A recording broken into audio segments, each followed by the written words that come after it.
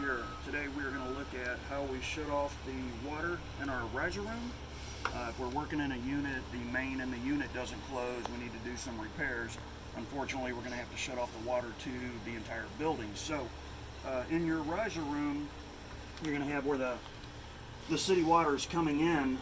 It's going to go up here. This is feeding our sprinkler system. But we're always going to have a big valve here, typically a 2-inch. And what you're going to do is support the valve a little bit. You can see it's only supported by itself. That's not really ideal, but we're going to do this, and that's how you shut off the water. Now, I don't want to do that too long in case someone's in the shower. Best practice is probably like quarterly. You need to go around, you need to exercise these things, because with time you're going to get minerals and calcium and stuff built up, and they're going to become real hard to close. So if, once a quarter or so, come around, exercise them maybe 3-4 times. That way you know that valve's going to work when you need it in an emergency. So that's how you shut off the water in the riser room. Thank you very much.